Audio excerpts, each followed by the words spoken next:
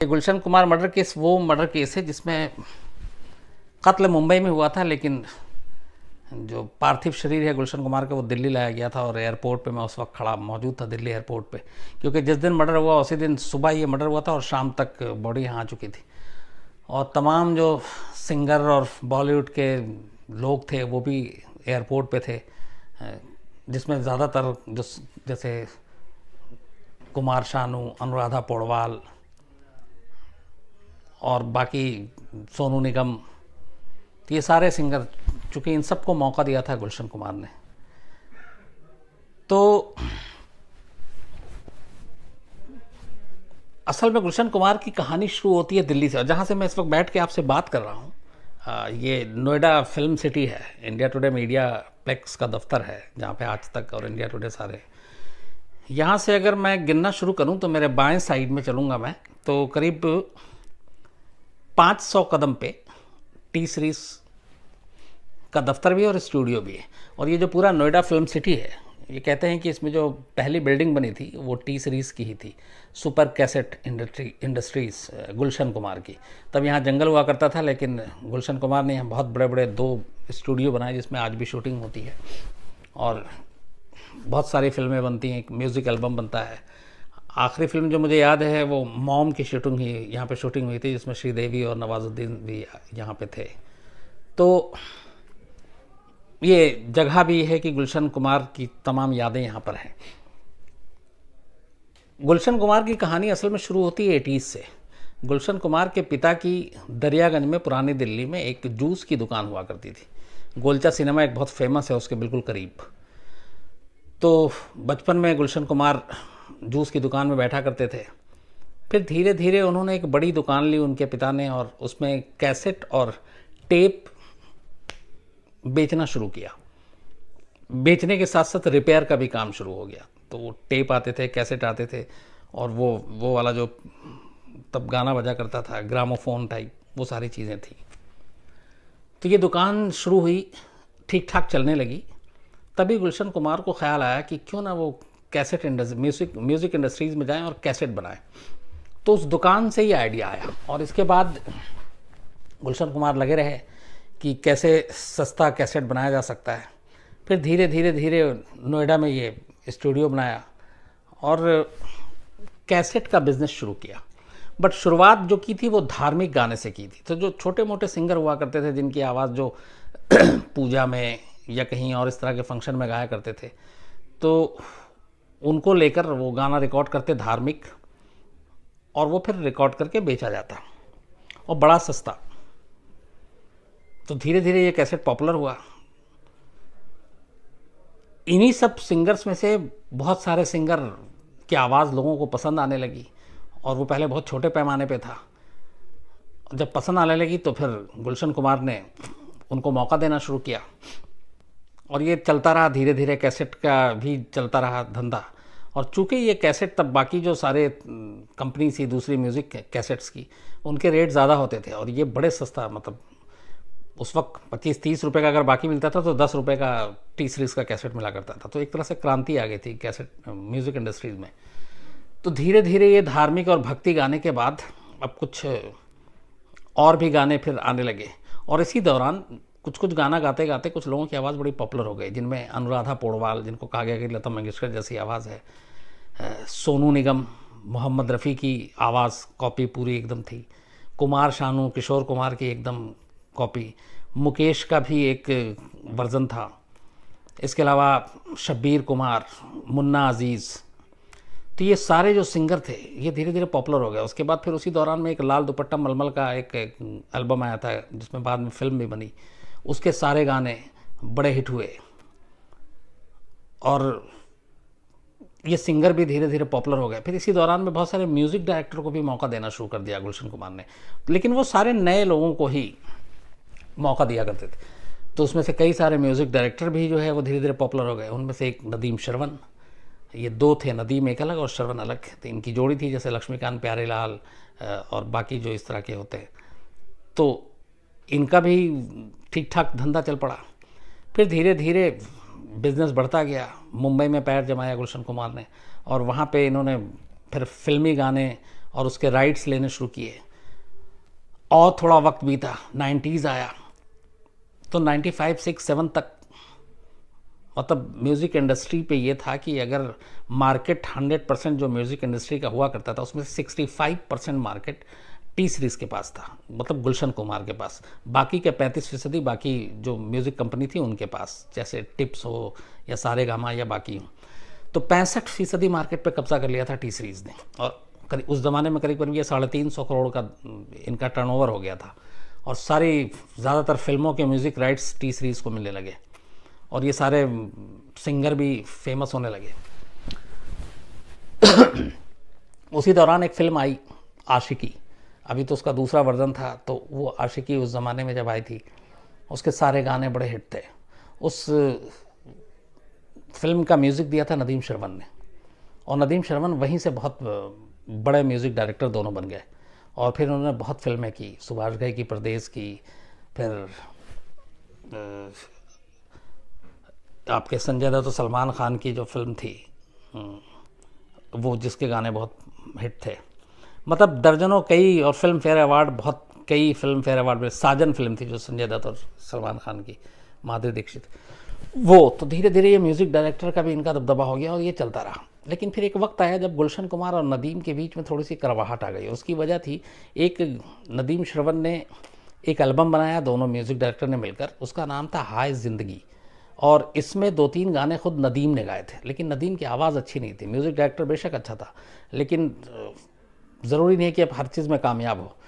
फिर भी हाय ज़िंदगी का कुछ कई दबाव था और दोस्ती थी, तो गुलशन कुमार ने उसके कुछ गानों को प्रमोट किया टी सीरीज़ के ज़रिए, लेकिन वो गाने चले नहीं और वो पिट गए, उसका कोई अच्छा रिस्पॉन्स नहीं आया। तो बाकी के फिर वो प्रमोट करने के लिए दबाव बन रहा था हाय ज़िंदगी के, गुलशन कुमार ने मना कर दिया। और इस दौरान में नदीम श्रवण चूँकि इस्टेब्लिश म्यूज़िक डायरेक्टर हो गए थे, तो गुलशन कुमार की एक ख़ास बात ये थी कि वो फिल्म इंडस्ट्री में हमेशा नए लोगों को ही सिर्फ मौका देना चाहते थे, और जो एक बार स्टार बन गया, बड़ा हो गया, फिर वो धीरे धीरे उससे किनारा कर लेते थे।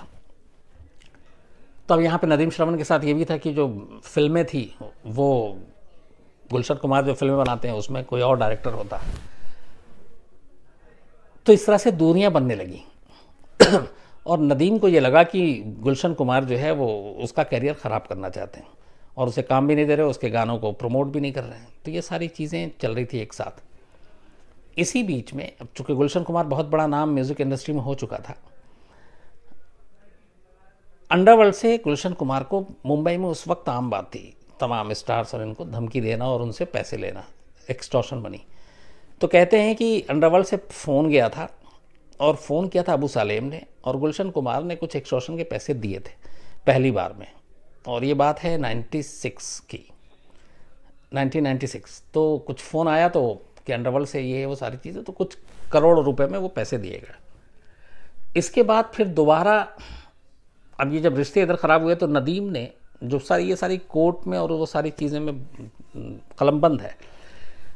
नदीम को बुरा लगा कि गुलशन कुमार उसका करियर ख़राब कर रहा है और गुलशन कुमार उसे काम नहीं दे रहा, और गुलशन कुमार जो है वो उनके एल्बम को प्रमोट नहीं कर रहा है। तो उसने अंडरवर्ल्ड, नदीम के जो रिश्ते थे वो अंडरवर्ल्ड के साथ थे, ख़ासतौर पर अबू सालेम और अनीस इब्राहिम जो दाऊद इब्राहिम का भाई था। तो उसने अबू सालेम से कांटेक्ट किया, उसने कहा कि ये ऐसे ऐसे कर रहा है तो तुम इसको थोड़ा धमकाओ। तो कहते हैं कि फिर अबू सालेम ने फ़ोन किया और इस बार उसने कहा कि गुलशन कुमार से कि आप 10 करोड़ रुपए हमें दे दो, अपनी सलामती चाहते हो तो। गुलशन कुमार एक किस्त ऑलरेडी दे चुके थे, हालांकि ये रिकॉर्ड पे नहीं है और पुलिस में भी कोई इसमें कभी कंप्लेंट नहीं की गई। लेकिन जब दूसरी बार आया तो फिर गुलशन कुमार परेशान हो गए, और उस परेशानी में उन्होंने कहा कि मैं अभी दे चुका हूँ, लेकिन उसने कहा कि नहीं, आपको देना पड़ेगा। तो अंडरवर्ल्ड का जैसा होता है, ये चीज़ें चलती रहीं। गुलशन कुमार ने सेकंड बार में पैसे नहीं दिए। तभी 5 अगस्त 1997 को अबू सलेम फ़ोन करता है गुलशन कुमार को और कहता है कि तुमने पैसे नहीं दिए और तुम देख लो, और तुमने अभी तक पुलिस में भी कंप्लेंट नहीं किया, इसका मतलब तुम हमें सीरियसली नहीं ले रहे हो। ये कोर्ट में बाकायदा गुलशन कुमार के भाई किशन कुमार का स्टेटमेंट है, गवाही है। तो 5 अगस्त 1997 को अबू सालेम ने फ़ोन किया कि पैसे दे दो, नहीं तो अंजाम बुरा होगा, और तुमने पुलिस में भी कंप्लेंट नहीं किया, अंडरवर्ल्ड को तुम हल्के में ले रहे हो, तुम सीरियसली लेना शुरू करो। गुलशन कुमार परेशान हो गए किशन कुमार को फिर बताया, जिक्र किया ऐसे ऐसे है, तो किशन कुमार ने सुझाव दिया कि आप पुलिस में जाओ। तो गुलशन कुमार ने कहा कि नहीं, पुलिस में अगर जाऊँगा तो ये लोग बड़े ख़तरनाक हैं, फिर और उल्टा पड़ जाएगा, तो वो पुलिस में भी नहीं जाते। 3 दिन बाद 8 अगस्त 1997 को दोबारा अबू सालेम फ़ोन करता है गुलशन कुमार को, कहता है कि 3 दिन बीत गए, अभी तक तुमने दिया नहीं, अब तुम अपने अंजाम के लिए खुद हकदार होगे। और उस वक्त किशन कुमार तब गुलशन कुमार के साथ थे जब ये कॉल आया, और वो सारी बातचीत सुन रहे थे, कोर्ट में बाकायदा गवाही दी। तो उसने फिर ये कहा कि ये सारी चीज़ें यही रह जाएंगी, पैसे दे दो। और साथ में एक चीज़ और थी, उसने कहा कि ये तुम नदीम के म्यूज़िक एल्बम को प्रमोट क्यों नहीं कर रहे हो, उसको प्रमोट करो। अच्छा, ये बात 5 अगस्त को भी कही गई थी। तो गुलशन कुमार ने सफाई दी कि मैंने इधर से उसको प्रमोट की थी उसके कुछ गाने, लेकिन उसका रिस्पांस नहीं आया, और मेरे पास बहुत सारे और काम हैं, बहुत सारे म्यूज़िक के जो है फिल्मों के वो हमारे पास राइट्स हैं, तो ये मुमकिन नहीं है, और जो चीज़ नाकाम है उसे प्रमोट कैसे कर सकते हैं। तो ये अपनी सफाई दे रहे थे, लेकिन उधर से वो कहा जा रहा था कि नहीं, आप प्रमोट करो। तो ये चीज़ें चली, और उसी बीच में ये भी था कि आप जिस फिल्म में संगीत गुलशन कुमार मतलब जो राइट्स लेते हैं म्यूज़िक का, और जिस फिल्म में नदीम श्रवण का म्यूज़िक होता है, आप उन फिल्मों के राइट्स टी सीरीज़ क्यों नहीं लेता है। ये भी था एक कि गुलशन कुमार जिस फिल्मों में नदीम श्रवण के गाने होते थे, बाद में उसके राइट्स लेना छोड़ दिया था, चूँकि 65% मार्केट म्यूज़िक इंडस्ट्री का टी सीरीज़ के पास था। तो ये ऐसे म्यूज़िक डायरेक्टर के लिए थोड़ा सा झटका होता था, क्योंकि 65% जो लोग मार्केट पे कब्जा करके बैठे हैं, अगर वो उनके गानों को प्रमोट ना करें, वो उनका राइट ना लें, तो उनके गाने उतने लोगों तक पहुंच नहीं पाएंगे, उनकी सोच थी। तो ये भी था कि जिस फिल्मों में नदीम श्रवण के गाने होते थे, उन फिल्मों के राइट्स भी, उसके म्यूज़िक राइट्स गुलशन कुमार या टी सीरीज़ नहीं लिया करते थे। तो इसके ऊपर भी अबू सालेम ने धमकाया। तो 5 और 8 अगस्त 2 बार धमकाया।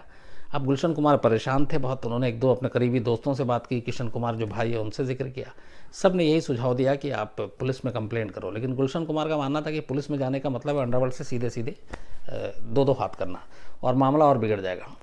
तो वो अभी सोच ही रहे थे कि क्या करना है आगे, किसी से सलाह लूँ, मशवरा लूँ। इसी बीच 12 अगस्त आ जाता है 1997। 5 और 8 अगस्त को फ़ोन पे धमकी आती है, और 12 अगस्त मतलब 8 और 4 दिन के बाद जुहू में एक मंदिर है बहुत छोटा सा। अच्छा, गुलशन कुमार बहुत ही धार्मिक प्रवृत्ति के शुरू से रहे। आपको जम्मू में जो मंदिर है आप सभी जानते हैं कि वहाँ टी सीरीज़ हर दिन लोगों को खाना खिलाता, और ये तो धर्म कर्म के काम में बहुत ज़्यादा इन्वॉल्वमेंट था गुलशन कुमार का। तो जुहू में ही एक छोटा सा मंदिर था जो स्लम के बीच में था। तो वहाँ कभी एक आध बार गए होंगे शुरू में गुलशन कुमार, उसके बाद पता नहीं उस मंदिर से उनको ज़्यादा ही कुछ प्यार हो गया और आस्था हो गई। तो फिर वो पाबंदी से जाने लगे, और फिर उस मंदिर को बहुत खूबसूरत उन्होंने अपने पैसे से बनवाया, मार्बल लगाए महंगे महंगे और सब कुछ। और ये जब मंदिर को ठीक ठाक पूरे बना दिया तो वहाँ के लोकल के लोग भी खुश हो गए, गुलशन कुमार को सब जानते भी थे। तो गुलशन कुमार की एक ज़िंदगी की रूटीन हो गई कि जब भी वो मुंबई में रहते तो सुबह और शाम 2 दिन ज़रूर मंदिर जाते, 2 वक्त। टाइम फिक्स नहीं था, कभी 6 बजे, कभी 7, कभी 8, कभी 9-10, शाम को भी कोई टाइम फिक्स नहीं था। लेकिन मुंबई में है तो जाएंगे 2 वक्त ज़रूर उस मंदिर में जो जुहू में था। तो 12 अगस्त 1997 की सुबह भी गुलशन कुमार उठते हैं और 10:10 पर घर से निकलते हैं, और वो घर के एकदम बिल्कुल पास में चूँकि मंदिर है तो मंदिर के अंदर जाते हैं, अपना पूजा पाठ करते हैं।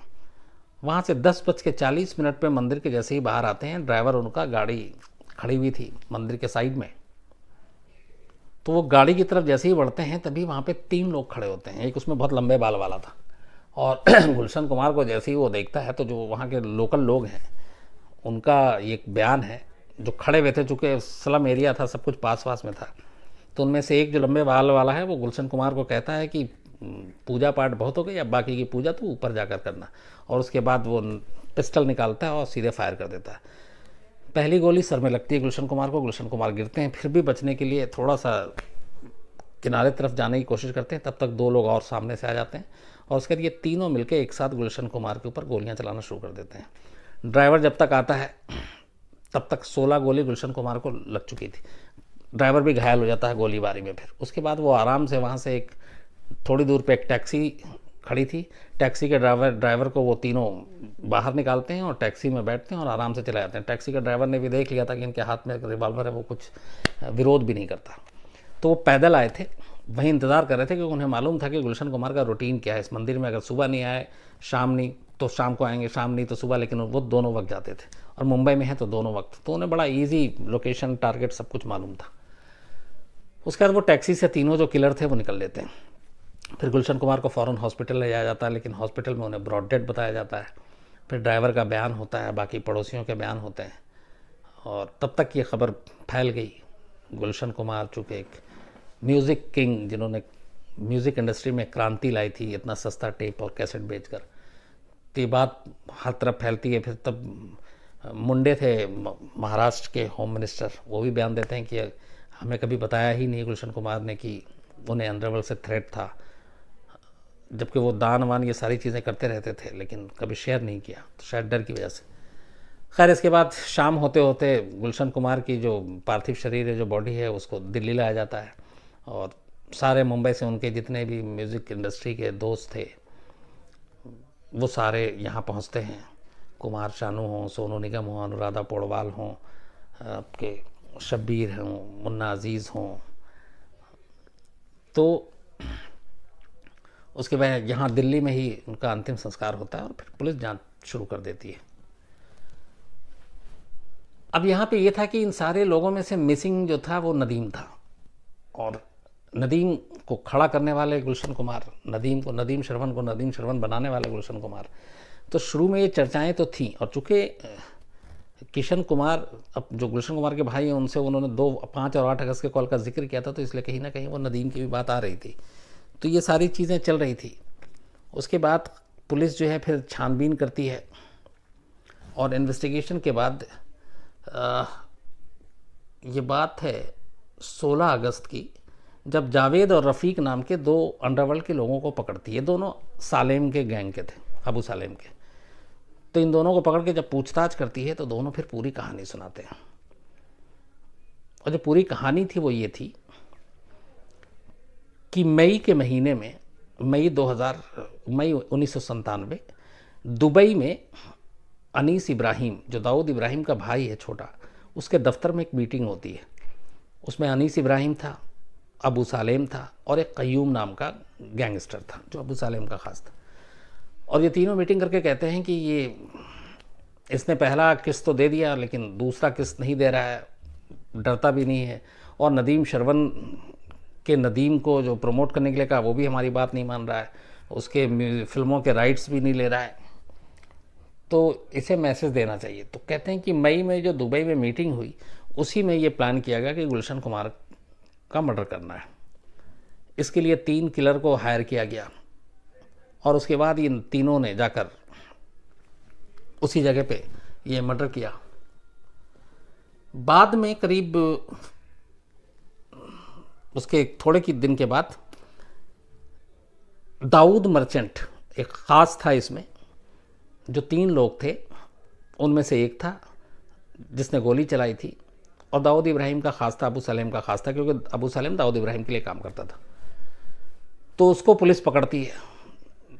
दाऊद मर्चेंट को जब पकड़ती है पुलिस, तो फिर वो उससे सारी कहानी सुनती है, तो उसकी कहानी भी सारी यही होती कि मई में ये प्लानिंग हुई थी, अबू सलेम ने ये कहा था। उसके बाद उसकी गिरफ्तारी के बाद जो बाकी 2 और शूटर थे उनको भी पुलिस पकड़ती है। जब उनको पकड़ती है तो पता चला कि गुलशन कुमार को मारने के बाद इन सुपारी किलर को 25 लाख रुपए टिप्स म्यूज़िक इंडस्ट्रीज़ के जो मालिक हैं रमेश तुरानी, उन्होंने दिए। रमेश तुरानी बहुत बड़ा नाम, तब अभी लास्ट फिल्म कौन से प्रोड्यूस की, अभी जो सलमान खान की एक फिल्म आई थी रेस 3 शायद, उसके प्रोड्यूसर हैं वो। तो वो पुख्ता सबूत आया कि इसमें रमेश तुरानी का भी हाथ है। फिर ये भी हुआ कि दोनों म्यूज़िक इंडस्ट्री से जुड़े हुए हैं, वो टी सीरीज़ या टिप्स राइवलरी भी हो सकती है। तो रमेश तुरानी को भी मुंबई पुलिस ने गिरफ्तार कर लिया, और गिरफ्तार करने के बाद उन्हें भी कत्ल की साजिश में शामिल किया। इसके अलावा कुल टोटल ये 3 शूटर और आपके तुरानी, इन सबको मिलाकर 19 अलग अलग लोगों को मुंबई पुलिस ने गिरफ्तार किया, और इसके बाद इन पे मुकदमा चला। मुकदमा चलने के बाद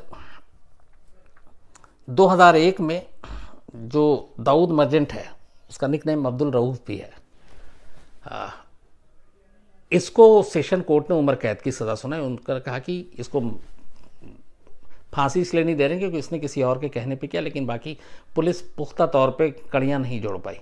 लेकिन सबसे बड़ा जो सेटबैक था वो ये था कि बाकी के 18 जिसमें रमेश तुरानी भी थे, इन सबको कोर्ट ने बरी कर दिया, तो सिर्फ एक को सज़ा हुई।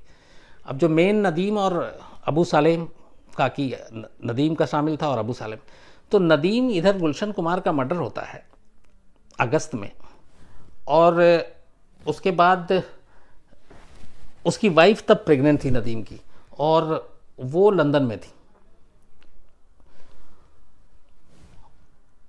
और उसी महीने एक फिल्म फेयर अवार्ड था हैदराबाद में जिसमें नदीम को होना था, कुछ अवार्ड मिलना था, लेकिन वो उस फिल्म फेयर अवार्ड में भी नहीं जाता। और गुलशन कुमार के मर्डर के फ़ौरन बाद वो इंडिया छोड़ के यूके चला जाता है, लंदन, जहाँ उसकी ऑलरेडी बीवी प्रेग्नेंट जो थी वो इसका इलाज चल रहा था। तो मुंबई पुलिस का ये था कि वो लंदन, चूँकि यहाँ पे सारा सेटअप था, पार्टनर जोड़ी जो है श्रवण भी यहीं, घर भी यहीं, ऑफिस भी यहीं, तो मुंबई पुलिस ने बयान भी दिया था उस वक्त कि वो लौट आएगा और इन्वेस्टिगेशन में शामिल होगा और सपोर्ट करेगा। लेकिन बस वो इंतज़ार ही रहा। वो 97 से लेके आज 2018 हो गया, नदीम नहीं आया।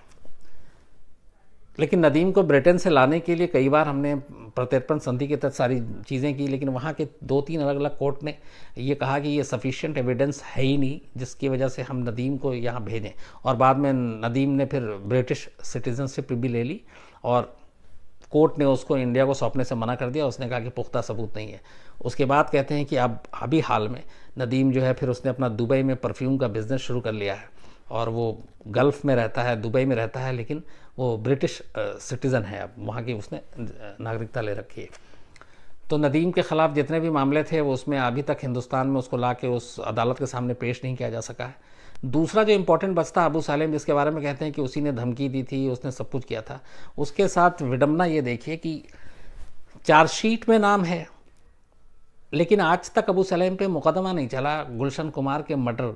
उसकी वजह यह है कि 2005 में जब पुर्तगाल से अबू सलेम को हिंदुस्तान लाया गया, तो जो प्रत्यर्पण थी, जो संधि थी, जो समझौता था हमारा पुर्तगाल सरकार के साथ, उसमें यह था कि इस पर सिर्फ ये मुकदमा चलेंगे, उसमें कहीं भी गुलशन कुमार मर्डर केस का जिक्र ही नहीं था। तो जो हमने वहाँ लिख के दिया है, जैसे 93 का दिया था कि 93 में वांटेड है, उसी के बलबूते पे हम अबू सलेम को यहाँ लेकर आए हैं, तो उसमें गुलशन कुमार मर्डर केस का जिक्र नहीं था, और ये था कि आप सिर्फ यही मुकदमा चलाएंगे और जो भी लिखा था। तो इसी वजह से आज भी गुलशन कुमार मर्डर केस में अबू सलेम को एक तरह से ये दिखाया गया है कि वो मतलब गायब है, हाजिर नहीं हुआ। क्यों? क्योंकि आप उस पर मुकदमा नहीं चला सकते, और इसीलिए उस मामले में कोई सज़ा नहीं हुई। सज़ा सिर्फ एक को ही, दाऊद मर्चेंट एलियस अब्दुल रऊफ़ को उम्र कैद की सज़ा हुई। उसके बाद उसको भी 2012 में पेरोल मिला, वो पेरोल से भाग गया। फिर वो बांग्लादेश बॉर्डर के पास बीएसएफ ने उसको पकड़ा, तो खैर अब वो पकड़ा गया है। लेकिन विडम्बना ये है कि अभी तक इस मामले में ना नदीम को सज़ा हुई जो मेन मास्टरमाइंड है, और ना अबू सलेम को। और कहते हैं, और उसके अलावा भी कई ऐसे ऑडियो और ये सारी चीज़ें हम लोगों ने भी स्टोरी की थी कि लंदन में रहते हुए प्रोटेक्शन जो दिया है नदीम को, वो दाऊद इब्राहिम ने खुद दिया है। और कई ऐसे हाल में ऑडियो भी आया था जिसमें ये था कि उसको कुछ होना नहीं चाहिए। तो नदीम के ऊपर दाऊद इब्राहिम का हाथ है, और वही उसको प्रोटेक्शन देती है डी कंपनी, और अब उसका बिज़नेस दुबई में है परफ्यूम का। श्रवण के बारे में भी पुलिस ने उस वक्त तमाम इन्वेस्टिगेशन की, मुंबई पुलिस ने, जब ये मर्डर के बाद, क्योंकि ये था कि राइवलरी है, म्यूज़िक इंडस्ट्री से जुड़ा हुआ है और दोनों पार्टनर हैं, तो इसमें इसका भी कोई रोल हो सकता है। लेकिन तमाम चीज़ें जब इन्वेस्टिगेशन हुई तो श्रवण बेदाग निकले और उनके खिलाफ़ कोई सबूत नहीं था, और इसीलिए कहीं उनका नाम नहीं आया। लेकिन एक और इसमें फैक्ट ये भी है कि जब नदीम वहाँ लंदन भाग गया, उसके बाद भी कुछ फिल्मों के लिए यहाँ से बैठ के श्रवण ने ट्यूनिंग की, और दोनों ने नेट के थ्रू और उसके म्यूज़िक कंपोज किए फिल्मों के लिए, और वो फिल्में आईं। मुझे इस वक्त नाम याद नहीं आ रहा है, लेकिन वो आईं। तो ये सिलसिला चलता रहा, लेकिन श्रवण ने फिर बाद में बयान दिया कि उसे यकीन नहीं है उन्हें कि ऐसा हो सकता है।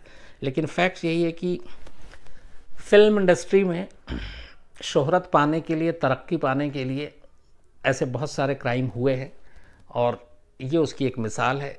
और गुलशन कुमार की मर्डर को लेकर इसलिए भी ज़्यादा अफसोस की बात होती है कि गुलशन कुमार की एक छवि जो थी एक बहुत ही अलग तरह की थी, एक धार्मिक प्रवृत्ति का इंसान, और जिसने म्यूज़िक इंडस्ट्री में एक क्रांति, एक इनकलाब ला दिया, जिसने इतने सस्ते कैसेट लाए कि गरीब के हाथों तक भी पहुंचा वो, और तमाम नए सिंगर्स को जो मौका दिया। आज हम लोग जिनको सुनते हैं सारे, एक सिंगर का मैं उनका सबसे फ़ैन भी हूँ, नाम इस वक्त देखिए इत्तेफाक से नहीं आ रहा, वो जिन्होंने ये गाना गाया था, आए अजनबी तू भी कभी, क्या नाम है,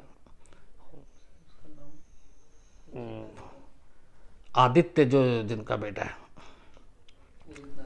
उदित नारायण, माफ़ कीजिएगा, बहुत देर से सोच रहा था।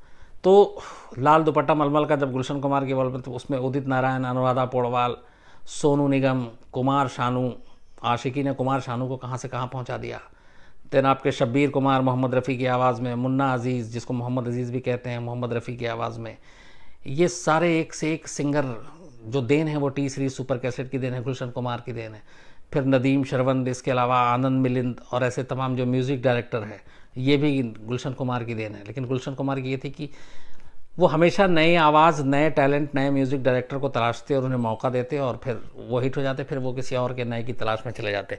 और शायद उनकी यही आदत और उनकी यही फितरत जो थी कि नए लोगों को मौका दे के फिर जैसे ही वो इस्टेब्लिश हो जाए कहीं और बढ़ जाओ। नदीम को उनका दुश्मन बना दिया और नदीम को लगा कि अब ये उनका करियर ख़राब कर रहा, और नदीम ने इसी वजह से ये सारी अंडरवर्ल्ड का सहारा लिया और फिर गुलशन कुमार की जो है इसमें मर्डर करवाया उसने। तो ये थी पूरी गुलशन कुमार की कहानी।